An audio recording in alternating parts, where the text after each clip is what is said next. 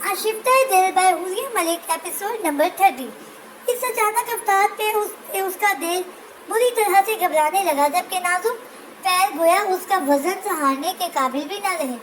तभी वो वहीं किचन में पड़ी चेयर पे बैठ गई। ये तुम्हें क्या हुआ? चेहरा क्यों इतना दर्द पड़ रहा है? जुलेखा बेगम ने फ्रीजर की तरफ बढ़ते हुए उसका चेहरा देखा तो फिक्रमंदी से बोली। इससे पहले कि अकदर बेगम भी उसकी तरफ मुतवज्जो होते हुए एकदम संभलती हुई अपनी जगह से उठी। माँ बेगम, हमारी तबीयत खराब हो रही है, हम अपने कमरे में जा रहे हैं। आप प्लीज सरदर्द की गोली और चाय भिजवा दीजिएगा। वो जल्दी से कहती किचन से निकली और तेजी से वापस सीढ़ियों की तरफ चली गई और अपने कमरे में जाके ही पना गुज़ीन हो गई। लेकिन कब तक? बड़ा सा एक सवालिया निशान उसका मुंह चिढ़ा रहा था। अगर ये सब नॉर्मल हालात में हो रहा होता तो शायद उसका रद्द-ए-अमल इस तरह का ना होता, लेकिन जो कुछ हो चुका था, यार यमान और हमास की दुश्मनी के बाद यमान के पल में बरतोला, पल में माशा वाले रूप उसके दिल को डरका देने जा रहा था। उसकी छठी इस बार बार वावर करा रही थी कि ये रिश्ता किसी खुशकुन जज्बे के पेश नज़र नहीं बनाया जा रहा था और इसी सोच के बायस वो इस रिश्ते को जोड़ना ही नहीं चाहती थी। अपने अंदरूनी सरफशार से घबराती वो टेरेस का दरवाज़ा खोलती, खुली फिजा में निकलती, अपने अंदर की कुल्फत को जाहिर करने लगी। टेरेस पे चक्कर लगाते हुए उसकी वक्फे से मुस्तरिब निगाह यहाँ से वहाँ दिखाई देते बेरोनी गेट पे भी जा रही थी। अल्लाह करे आगा जान को कोई काम आए और वो हवेली ना आए, या कम से कम हमारे लाला ही आ जाए। वो दिल ही दिल में दुआएं मांगने लगी, लेकिन उसकी दुआ कबूल ना हुई, क्योंकि यह लोग उसे बेरोनी गेट पे गाड़ियों की आवाज़ सुनाई दी। तो उसने नज़र उठा के गेट की तरफ देखा तो जैसे सांस लेना ही भूल गई। स्याह रोहिस के बाद 6 स्याह मर्सिडीज एक साथ हवेली के गेट से यके बाद दीगरे दाखिल होती पोर्टिको में एक साथ होगी तो फिजा गाड़ियों के टायर्स की आवाज़ के साथ झुनझुना उठी। मैं पूरे जोशो खरोश के साथ इलाके भर के मेंबर्स लोगों के साथ आपको चुराने आऊँगा। मुस्तहकम लबो लहजा फिर से कानों में गूंजा, जबकि साकित आंखें गाड़ियों के खुले दरवाजों पे मरकूज थी, जिनसे हवेली के सभी अफराद बहुत पुरवकार अंदाज में निकले। और सिर्फ वही नहीं बल्कि उसने देखा कि यमान की ननिहाली फैमिली भी साथ मौजूद थी। यही सब देख के उसका दिल सहमा गया था कि अगला मरहला देखते ही उसकी आंखों की पुतलियां नाकाबिले यकीन हद तक फैल गईं, क्योंकि गाड़ियों की डिक्कियां खुलते ही मुलाजिम और मबसूस कपड़ों से सजे बड़े बड़े थाल हवेली में लेके जा रहे थे। ये सब देखते हुए उसे मर्सिडीज के बंद दरवाजे के साथ तेज लगा के खड़े इमाम खानजादा को फरामोश कर गई, जो सबके अंदर जाने के बाद जेब से सिगरेट निकाल के सुलगाता एक हाथ पैंट की जेब में घुसाए पैरों की कैंची बना के खड़ा बहुत सुकून से उसे तार सिगरेट के कष्ट लगाने लगा। जब सारा सामान अंदर ले जाने के बाद सब मुलाजमों ने एक साथ गाड़ियों की डिक्कियां बंद की तो उनकी जोरदार आवाज़ में वो जैसे किसी गहरे ख्वाब से चौंकी। खाली खाली निगाहों से सब गाड़ियों को एक नज़र देखती वो पूरी जान से ठुठक गई। स्याह पैंट के साथ सफ़ेद शर्ट और स्याह कोट जेब तक किए, वो स्याह शूज़ पहने, बालों को सलीके से जमाए, हर दिखावे की पूरी तैयारी करके आया था। इसे अपनी जानिब मुतवज्जो देख के उसने सिगरेट का गहरा कश लगाते हुए बाएं आंख का कोना दबाया तो वो जैसे गड़बड़ाई। अस्तगफिरुल्लाह, पूरे लोफर लग रहे हैं। वो मुंह में बड़बड़ाती जल्दी से पलटी और अपने कमरे में जा घुसी, जबकि वो वहीं गाड़ी से टेक लगाए खड़ा सुकून से अपना सिगरेट खत्म करने लगा, क्योंकि वो एक पल जेल पलट कमीने का मुंतज़िर जो था। Scene change. वो साकित निगाहों के साथ उसे तक रही थी, जो बेल्ट दूर उछालता अब अपना कोट उतार रहा था। ये क्या करने वाले हैं वो तुम? उसकी आवाज़ उस बार इसके तेवर देख के इससे काम खो बैठी थी, जबकि अल्फाज आवाज़ बाख्तगी का शिकार लग रहे थे। उसके सवाल पे उससे निगाहें हटाए बगैर उसने शर्ट कोट को बेड पर उछाला और बोझल लहजे में गोया हुआ मोहब्बत। उसके यकलफ्ज़ी जवाब पे उसका दिल चाहा वो उस शख्स का मुँह नोच ले जो उसे इस तरह से जहर करना चाह रहा था। हमाद, मेरे नज़दीक मत आना, मैं बहुत बुरे तरीके से पेश आऊँगी। اس کے اٹھتے قدموں کو دیکھتی وہ دیوار میں مزید سمٹتی خونخوار لہجے میں بولی تو اس کی سرمئی آنکھیں مسکرا دی. گزشتہ دنوں میں جس طریقے سے پیش آتی نہیں ہے اچھا تو وہ بھی نہیں تھا. سادے سے لہجے میں طنز کرتا وہ اس کے بالکل نزدیک پہنچتا, دونوں ہاتھ اس کے ارد گرد دیوار پہ جماتا. اسے اپنے ہزار میں محسوس کر گیا. ہٹو پیچھے. اس کے سینے پہ ہاتھ جماتی وہ اسے پرے دھکیلنے لگی. جب اس نے اس کی کمر کے گرد بازو حائل کرتے ہوئے ایک جھٹکے سے اپنی طرف کھینچا تو نورے کا دل ذرا اٹھا. اسے اس پر اندازہ ہوا کہ وہ اپنی نفرت یا ناپسندیدگی کا اظہار علاقتی ایک مرد جو اس پہ شرعی اور قانونی حق رکھتا ہو اسے روک نہیں سکتی تھی, بلکہ شاید اس کی نفرت اس کے ارادوں کو مسلم کر سکتی تھی. اتنی تیاری کے بعد میرے رقیب سے ملنے جائیں گی تو مجھے واقعی آپ کے کہے تانوں کو پورا تو کرنا پڑے گا نا. اس کے ہونٹوں پہ سجی نیچرل لپسٹک کو انگوٹھے سے چمٹا وہ عجیب سے لہجے میں گویا ہوا تو پل بھر کے لیے وہ چپ سی ہو گئی. لیکن اس کے اسی انگوٹھے کی کو گردن کی جانب سفر کرتا محسوس کرتی وہ دوبارہ سے چٹپٹائی. غلطی ہو گئی مجھ سے, تمہیں تمہاری مردانگی کا تانا دے دیا. واپس لیتی ہوں اپنے الفاظ. نہیں ہو تم ایک مرد, ٹھیک ہے. اس کے گستاخانہ تیوروں سے گھبراتی وہ اپنے چہرے کو بمشکل اس کے ہاتھ سے دور کر پائی. خوف زدہ لہجے میں بولتی اسے اس دفعہ بے حد بلنڈر کر گئی. اس کی اس قدر فضول ہوئی پہ اس نے ہاتھ کی گرفت اس کے پہلو پہ بھی اختیار سختی تو چیخ اٹھی. کیا کریں؟ اس کی سرمئی آنکھوں سے نکلتے شولوں اور ہاتھوں کی غیر معمولی گریف نے اس کے دل کو خوفزدہ سا کر دیا تھا. اپنے الفاظ کے چناؤ میں احتیاط برتا کریں ورنہ میں بھول جاؤں گا کہ آپ میری اولین چاہت ہے. سر لہجے میں اسے بہت کچھ باور کرواتا وہ چکا اور اس کی سیاہ شرٹ کی اوپری کھلے بٹن سے جھانکتے لاکٹ پہ چکا اور شدت سے اس پہ لب جماتا اس کے پیروں کو لرزانے پر مجبور کر گیا. جبکہ اس کے الفاظ یہ اس نے اپنے کہے الفاظ پہ غور کیا تو اس کا چہرہ سبکی کے احساس سے سرخ پڑا. اس نے خفت زدہ انداز میں اس کے مضبوط سراپے کو دیکھا جو پل میں اس پہ جماتا. اس کی نفرت کے باوجود اسے اپنی صحت انگیزی میں جکڑنے کی صلاحیت رکھتا تھا. ایسے میں اپنے متعلق ایسی فضول گوئی سن کے اس قدر تعامل کا مظاہرہ کرنا نورے کو ایک پل کے لیے مشکور سا کر گیا. لیکن اگلے ہی لمحے اس نے سر جھٹکتے ہوئے خود کو اس احساس سے چھڑانا چاہا. کپڑے چینج کریں, اپنے حویلی جانے ہیں. بیڈ پہ ڈھیلے سے انداز میں گرتا وہ ٹھہرے ہوئے لہجے میں بولا تو وہ چونکی. کون سی حویلی؟ اس کی آواز غیر معمولی حد تک سنجیدگی سمیٹ لائی تھی. بڑی حویلی. آپ کا بھائی آپ کی نند کا رشتہ مانگنے والا ہے. اس کی سرسری انداز میں دی گئی اطلاع پہ وہ جی جان سے چھٹک گئی. تمہارے ایک طرف تم دونوں ایک دوسرے کے جانی دشمن بنے پھر جاؤ تو دوسری طرف جانے تم لوگ اپنے ایک دوسرے کو اپنی بہنیں دے رہے ہو. دنیا والوں کو بیوقوف بنا رہے ہو یا خود بیوقوف ہو تم دونوں. وہ طنزیہ انداز میں بولتی. اس کے ہونٹوں پہ مدھم سی مسکان بکھیر گئی. اس نے دونوں ہتھیلیاں پیچھے کی جانب بیڈ پہ جماتے ہوئے اس کی جانب رخ موڑا اور سکون سے اسے دیکھا. اس بات کا جواب حویلی پہنچ کے دوں گا. اس کے اس جواب پہ وہ سلگ اٹھی. تبھی نیچے گرا اپنا کوٹ اٹھا کے پیر پٹکتی وہاں سے صوفے کی جانب بڑھی.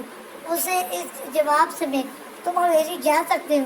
مجھ سے یہ توقع ہرگز مت رکھنا. وہ صاف انکار کرتی اپنے بال جوڑے میں لپیٹنے لگی.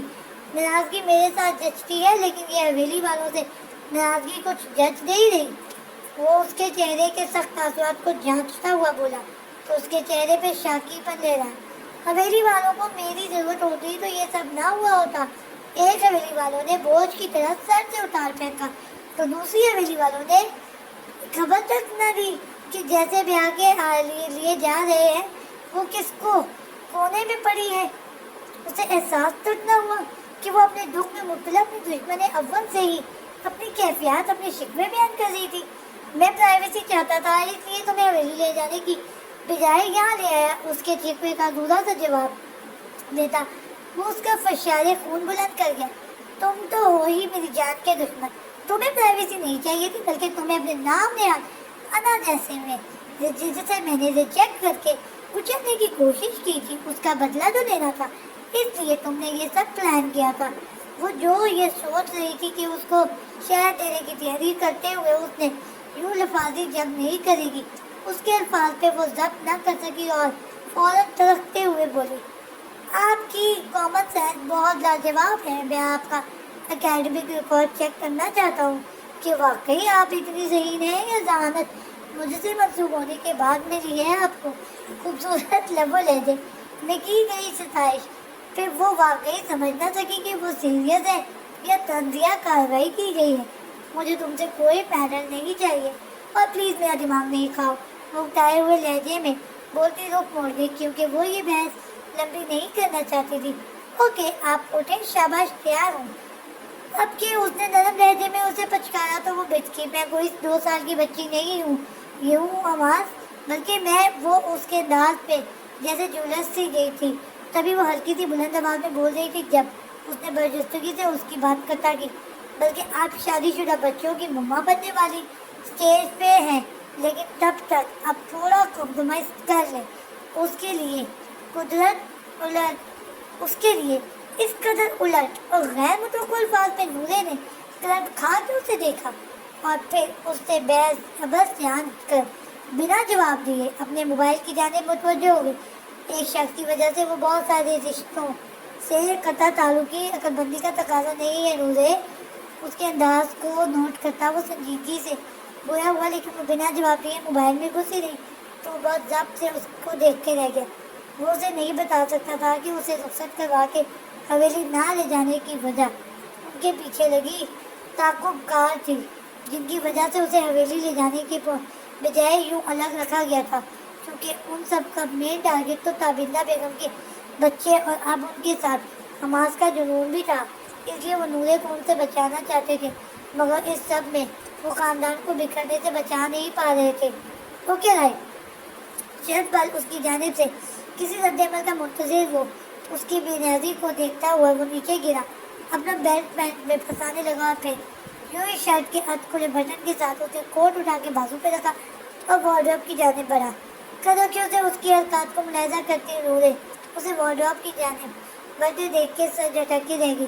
چند لمحوں بعد وہ وارڈروب بند کرتا ہوا مڑا تو اس کے ہاتھ میں سیاہ مردانہ شال تھی، جسے ہاتھ میں لیے وہ اس کی جانب بڑھا اور شال کھول کے اس کے کندھوں پہ پھیلا دی۔ آپ مجھے ہر حلیے ہر ڈریس میں قبول ہے، لیکن صرف میری حد تک، سنجیدگی سے کہتے ہوئے اس نے اس کے بازو کو پکڑا تو اس کے دادے جاگتے چلے، ہمارا تو میرے ساتھ یوں زبردستی نہیں کر سکتے۔ وہ بلند آواز میں بولتی اپنا ہاتھ اس کی مضبوط گرفت سے آزاد کروانے لگی، مگر وہ اثر لیے بنا دروازے کی جانب بڑھا۔ معذرت کے ساتھ، لیکن میں ہر طرح کی زبردستی کر سکتا ہوں۔ آپ یہ آپ پہ ہے، اب یہ آپ پہ ہے کہ آپ آنے والی زبردستی برداشت کر سکتی ہیں یا اس نے اپنے ہاتھ میں دیے دبے اس کے بازو کو ایک نظر ڈالتے وقفہ لیے، یا پھر وہاں ہونے والی زبردستی برداشت کرتی ہیں۔ بایاں آئی برو چکاتے ہوئے وہ پیچھے بیٹھ کی طرف اشارہ کرتا ہوا اس کو خوف اور غصے میں مبتلا کر گیا۔ اس کا رنگ اس کے پرعزم تیور دیکھ کے فوراً سفید پڑا تھا۔ تم بہت برے انسان ہو۔ وہ پسپائی اختیار کرتی بے بسی سے چٹکتی تو اسے باہر لے کے جاتے حماس کی گردن میں ایک گلٹی سی ابھر کے معدوم ہوئی۔ ریمائنڈ کروانے کا شکریہ سر، موری سے کہتے ہوئے اس نے پورچ میں کھڑی کار کا دروازہ کھولا تو نورے بے بسی سے اسے دیکھ کے فرنٹ سیٹ کا دروازہ ٹڑاک سے بند کرتی پچھلی سیٹ پر بیٹھتی زوردار آواز میں دروازہ بند کر کے اس کے منہ پر کر گئی تھی۔ سین چینج۔ آج بلال زبانی کی اپنے ساتھیوں سمیت عدالت میں پیشی تھی اور بہت سے لوگوں کو یہ آثار نظر آ رہے تھے کہ اسے اب جسمانی ریمانڈ دے دیا جائے گا، کیونکہ گزشتہ 2-3 ہفتوں سے محکمے کی نرمی کے باوجود وہ کسی قسم کے تعاون کے لیے تیار جو نہ تھا، جس کے باعث آج اسے کورٹ میں پیش کیا جا رہا تھا۔ اس کی پیشی کے دوران خاندان کا کوئی بھی فرد عدالت کے نزدیک نہ گیا تھا، کیونکہ اس شرمندگی سے موقع کی تاک میں جو بیٹھے تھے۔ اور پھر عدالت کی پیشی کے بعد جب جسمانی ریمانڈ کا نوٹس جاری ہونے کے بجائے بعد میں ہو جانے کے بعد بلال زبانی کو پولیس وین میں بٹھایا جانے لگا تو اس نے اپنے وکیل کو ایک مخصوص اشارہ کیا اور خود سپاہ چہرے کے ساتھ وین میں سوار ہو گیا۔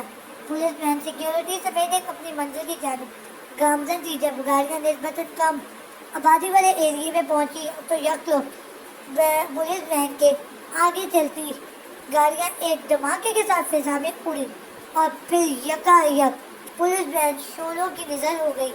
आग के इस अंदरनाक मंजर को देख के लोगों में चीखों पुकार सी मच गई, जबकि बहुत से लोग हाथों में मोबाइल लिए वीडियो बनाते आतिशज़दा गाड़ियों की जानिब लपके। Scene change. ये गज़ल है तो इसको हम स्किप कर लें।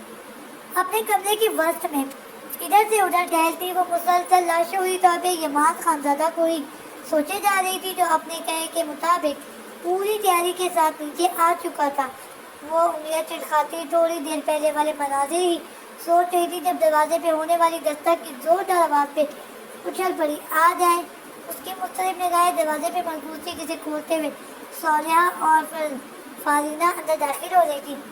अरे भी बनो, तुम यूं ही सर जार मुँह पार बनी खड़ी हो, जबकि नीचे तुम्हारी जिंदगी का इतना अहम फैसला हो रहा है। सौलिया उसे देख के शोखी से बोली तो उसके दिल को पंगे से लग गए। कैसा फैसला? उसका दिल धक धक करने लगा। वो भी तुम्हें बताते हैं, पहले जाओ जल्दी से तैयार हो के आओ, नीचे लाल हवेली वाले आए हैं। फारीना के साथ उसका हाथ पकड़ के उसे वार्डरोब की जानिब ढकेला। जब उसने उसकी गिरफ्त से हाथ खींचा, नहीं हम ऐसे ही ठीक है, हवेली वाले कौन सा पहली दफा आए हैं, उसने बजाय सरसरी अंदाज में कहा, जबकि दिल को गोया सीने से बाहर निकलने को बेताब हो रहा था। ऐसे पहली दफा ही आए हैं, माँ बेगम का हुक्म है, जल्दी से तैयार हो के आओ हमारे साथ नीचे। सौलिया ने वार्डरोब से उसके घर लाइट पिंक कलर का ड्रेस निकालते हुए अब के संजीदगी से कहा, तो उसने चारों नाचार ड्रेस उसके हाथ से लिया और वॉशरूम की जानिब लपकी। फिर 15 से 20 मिनट बाद वो अपनी पुरजोर मज़ामत के बावजूद उसकी की गई लाइट सी तैयारी के साथ कमरे से निकल के सीढ़ियों की जानिब बढ़ी तो सफ़ेद चप्पल में मुकीद मोमी पाँव लर्जिश का शिकार होने लगी। आपने हमें इतना तैयार करके शोपीस क्यों बना दिया है? वो पहली सीढ़ी पे खड़ी उनसे उलझने लगी, जिन्होंने उसकी फ्रेंच नॉट बना के उसके कानों में टॉप्स पहना के होंठों पे पेंट लिपस्टिक लगाने का जुर्म किया था। बहन, शोपीस का मतलब तुम्हें कुछ दिनों बाद समझा देंगे, अभी चलो। उसके माथे पे बिखरे कटिंग शुदा बालों को मारती सौलिया शरारत से गोया और उसका हाथ पकड़ के उसे घसीटने के अंदाज में नीचे ले जाने लगी। अस्सलाम वालेकुम हॉल में पहुंचते ही उसने बाआवाज़ बुलंद सलाम किया और आगा जान की जाने पड़ी, जिन्होंने मोहब्बत और शफकत से उसके सर पे हाथ फेरा। फिर जहरा भी और बाकी सबसे मिलने के बाद वो ताबिंदा बेगम के साथ जा बैठी। इस सारे दौरानिए में उसने दानिस्तान हसन साहब के साथ विराजमान यमान खानजादा को मुकम्मल नजरअंदाज करने की कोशिश की थी, जो डिटाई और बेशर्मी के सारे रिकॉर्ड तोड़ता हुआ तब से लेके अब तक उसे घूरता चला जा रहा था। आप एक बाप के सामने उसकी बेटी को घूर रहे हैं यमान खानजादा। हसन साहब ने उसकी डिटाई का जायजा लेते हुए ठंडे से लहजे में उसे शर्म दिलाने की नाकाम कोशिश की। सरकार तस्लीम कर लीजिए, मैं आपकी बेटी को उसके ननियाल दरमियान सभी के सामने घूर रहा हूँ। वो हल्का सा उनकी जानिब झुकता हुआ बोला तो उन्होंने देखा कि वो आंखों में शौक चमक रही बमुश्किल मुस्कुराहट सब करता संजीदा नजराने की नाकाम सही कर रहा था। गुलाब खाना दोनों बच्चे हैं, यहीं पर मौजूद है। मेरे ख्याल में हमें मजीद देर नहीं करनी चाहिए और रिश्ता पक्का करके दिन फाइनल कर लेना चाहिए। दिलावर खानजादा ने बिना तमहीद किए बात शुरू की तो आयशे ने आवाज़ भागता निगाहों से उसका चेहरा देखा और फिर अपने घर वालों के चेहरे देखे, इन पे बिखरी मुस्कुराहट बता रही थी कि वो इस रिश्ते से रजामंद है। गोया कि इस सब के मुतालिक बात उसके आने से कबल हो चुकी थी। ठीक कह रहे हो तुम, बच्चों के वालिदैन और बच्चों को एतराज़ नहीं है तो दिन फाइनल कर दे। दुलाब खानजादा ने अपनी रजामंदी जाहिर की तो आयशे का दिल चीख चीख के इनकारी हुआ और वो शायद बोल भी पड़ती जब उसे हसन साहब की पुरसुकून आवाज़ सुनाई दी। हमें कोई एतराज़ नहीं है आगा जान, मेरे ख्याल में ये रिश्ता हमारे ख़ानदान में पनपती चपलिश को ख़त्म करने में मददगार साबित होगा और मुझे नहीं लगता कि मेरी बेटी मेरे फैसले से इनराफ करेगी। उनके अल्फाज ने उसके हलक से निकलते अल्फाज का गला بہت شائستگی سے گھونٹ ڈالا. اسے اندازہ ہوا کہ عورت جس صدی کی بھی ہو اسے خاموش ہونا پڑتا تھا. پھر اس کی خاموشی کی وجہ بڑوں کا مان ہو, دلی وابستگی ہو یا پھر بزدلی, لیکن عورت کو زندگی کے اکثر مقامات پہ خاموش ہونا پڑتا ہے. اس کے تاثرات کو بغیر جانچ کر یہ بات اس کے کچھ بولنے سے کھلے لبوں پر ایک پھر سے بھرپور نظر ڈالتا, بھیجتا نوٹ کرتا, پھیکا سا مسکرایا, کیونکہ وہ اس سب کا موجب جو جانتا تھا. پھر کسی کو بھی اعتراض نہیں ہے تو پھر بسم اللہ کرے. زہرا بھی نے سامنے پڑے تھال سے سرخ دوپٹہ اور انگوٹھیاں اٹھائی اور دوپٹہ عائشہ کے سر پہ ڈالتے ہوئے پر مسرت لہجے میں گویا ہوں. جب خوشیوں کا گہوارہ بنے ہال میں ایک سردوار غم اور بے یقینی کا جھونکا بن کے اتری. مجھے اعتراض ہے. اس اچانک سردوار کے سب نے میکانگی انداز میں گردنیں گھما کے ہال کے اندرونی دروازے کی جانب دیکھا جہاں وہ سیاہ سوٹ میں ملبوس ایک ہاتھ پینٹ کی جیب میں ڈالے دوسرے ہاتھ میں دراز سنورے کا ہاتھ جکڑے تھا. اس کی اس غیر متوقع آمد اور الفاظ میں جتنی بے یقینی وہاں موجود افراد کو ہوئی تھی اس سے بھی کئی گنا زیادہ بے یقینی سے نورے نے گردن گھما کے اس کی جانب دیکھا. اس بات کا جواب حویلی پہنچ کے دوں گا. اسے اس لمحے اس شخص کے ان الفاظ کی سمجھ آئی تھی اور ایسی سمجھ آئی تھی کہ وہ اس شخص کی کمینگی اور منطقانہ سوچ میں شرجر ہی رہ گئی تھی. جاری ہے.